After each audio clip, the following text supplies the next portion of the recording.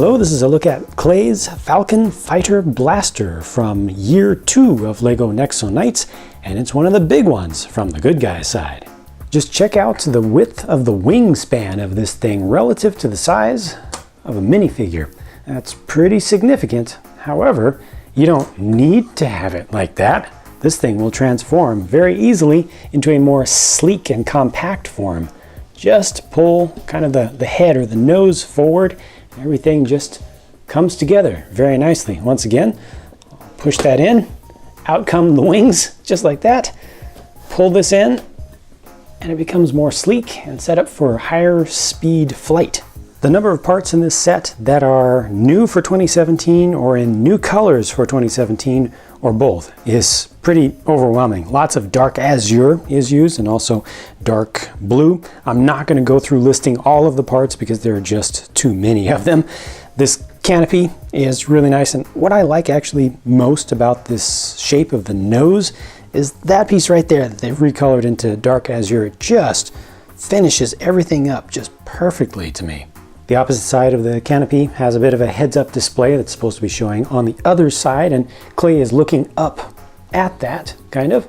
He has just a printed piece in front of him to represent a console. Nice that it's printed, not a sticker, but he doesn't have any control sticks. You know, more dark azure even buried inside of this thing. Now behind him, another new part. This actually looks really cool. Look at it from the back, so you can see the facets of it. Interesting shaping. This is kind of a cargo area right here, so you can load stuff up in that. This next space needs to remain open because that gets actually closed up when you do the transformation feature, when you push the nose in. So that has to remain. This is just a little bit of extra storage. So this is a standard chest, which can hold a couple, maybe a few NEXO powers. I'll show you a full list, or all of the NEXO powers included in this set a little bit later on. This is a mount for Clay's own shield with his selected NEXO power, so it just gives it a place to stay when he's operating the whole craft. And behind that is a whole other section. So this is where the Clay bot is operating something at the rear, and what you can do is use this stud shooter as a kind of tail gun in placement, and you can fire forward with that, you know, just the standard thing. Yeah, I will never find that stud again, but maybe in about a month from now it'll show up. Also has flick fire missiles, and you could turn those around towards the rear if you want. You could also turn this very easily, just rotate it like this, and it becomes more of a proper tail gun facing towards the rear. They even have a heads-up display on the rear-facing window, so just turn the Clay bot around and he will operate that from the rear, facing towards the rear. It gives you some coverage against anything that may be pursuing you. But there's more. All of this is removable. It's a pretty standard thing, right? To have something that can be removed and turned into its own flyer. However, you don't want to use it like this. You want to use it like this. Rotate these little winglets around, and see, they can be angled, so whether it's attached or not, you can change the angle of fire of the flick fire missiles. But now these, you know, I can bring these up like this. I think that's about as far down as this arm goes in the front. So these will angle up. It also has the clip on it to hold on to Clay's sword when he's, you know, again, operating the main vehicle, or you can bring these winglets down like this if you want to, and it's its own thing. But of course, this also does one other thing. It integrates with any of the battle suits for this year. It doesn't have to be the Clay one, but I have the Clay one right now. So bring this forward. Now basically has a big old cannon in his chest, and he has the flick fire missiles, which can still be angled, and surprisingly, this will stand up on its own with all that bulk. The thing is still able to stand up. That is good. Returning to the Falcon fighter, it also has stud shooters just integrated directly into it, one on either side, the 6 shooters, so there's plenty of firepower that can come from this thing. And I like the little bit of hump right here that suggests there's more stuff underneath for the engines. You know, it kind of spreads apart when you do this, but I like this form, more compact form as well. I think it just kind of flows a little bit better. twin engines for this thing. You know, there's nothing really going on with them, but they're pretty obvious, and I think they make sense. This is a pretty decent sized baddie in this set as well. This is Grimrock relative to the size of a minifig. See, he's pretty towering, something you need to worry about, and he has wings, which means that he can be going up doing some air-to-air combat against the fighter. He does hold on to a forbidden power on a shield there. They actually have kind of a cheater piece in his hand that holds on to that, but you can just remove all of that. His fingertips have lightning coming out from them, and you can individually articulate those. And this is a ball joint behind here, not just a single hinge joint, so you can rotate this all around. You also have ball joints for the shoulders on both sides. They give you a lot of options. If you're oriented in a way that kind of prevents you from doing one thing, like here I can't move the shoulder forward, just turn it, and then that gives you a little bit more range. Maybe turn it the other way, it gives you a little bit more range still. I can bring the hand all the way across the body, so that is good stuff. Also, dual ball joints for the legs, so the legs are able to be posed in all kinds of ways. They have a little bit of extra detail for the toes and claws down here. This is all printed, this is all printed.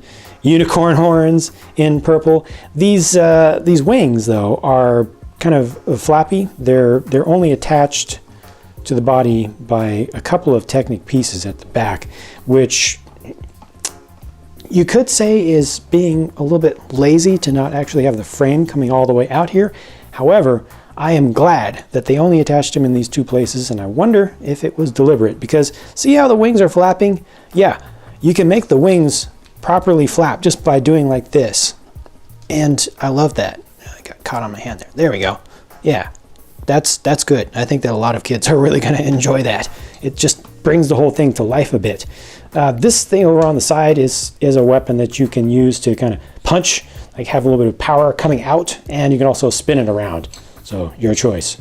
I also think this guy looks pretty good and pretty consistent around the back. It does not look unfinished. Even has a little tail with lightning coming out of it as well. The other two baddies in the set are far less substantial. On the left is a Brickster, and on the right is a Boldron.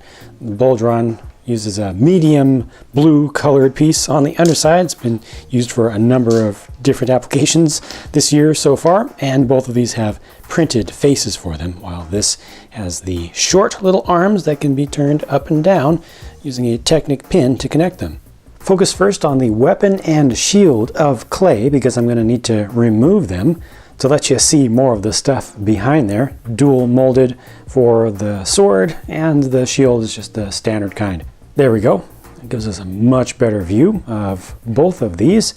And I will need to take off even more stuff to let you see more of their prints, of course, but I want you to see all of the equipment first. Back printing and an alternate face for clay, but no alternate face for the clay bot here, unfortunately. But that actually is a useful thing for some custom uses if you just want to have a plain silver looking face on something that you come up with. The NEXO powers are Ticking Baboon, not a mistake. Manic Pumpkin, also not a mistake. And then this is Devastating Decay for the one forbidden power. Here's the stuff I like most about this set.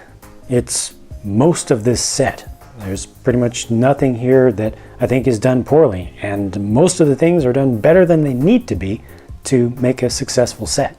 It's a lot easier to talk about the stuff that I specifically don't like in this set. The whole thing is actually fairly skeletal, and that becomes most obvious when you look in this area and as you're going through the transformation. See, lots of this is thin. It's not very solid. However, I am certain that the reason for that is that they wanted to have as few pieces as possible in this thing to keep the price down while still giving you all the functionality that you need. So it's actually kind of a good thing while also being the one thing that I like the least. So that's kind of awkward. I intentionally tried to find the worst thing about the set and found something that's actually very good and very important. Yeah, suffice to say, I like this thing, and I think it's really well done. It's just awesome for play. It really is designed for play, and I think it looks good too. So many of the components of it are just pleasing to my eye. Look at this. That is just perfect right now. Matches up with that one stud that I will be forever missing. Oh, look at this. They even include an extra set of wings. So if you want to double up wings with some extra parts you may have, or create your own flying monster, you can do that too. The set just needs to stop. Just stop being so good. I like it too much, so I need to stop this video or something. So I'm going to do that. I'm going to hand it over to you. Let me know what you think. Maybe you will find much more about this that you dislike than I did. That'll be good to see because we need balance. This is a review after all, and there are a lot of you out there with different opinions and different viewpoints, so please share them, especially if you have something to say that's bad about this, because I've said too much good. Thank you for watching. I look forward to your feedback, and I'll talk to you again soon.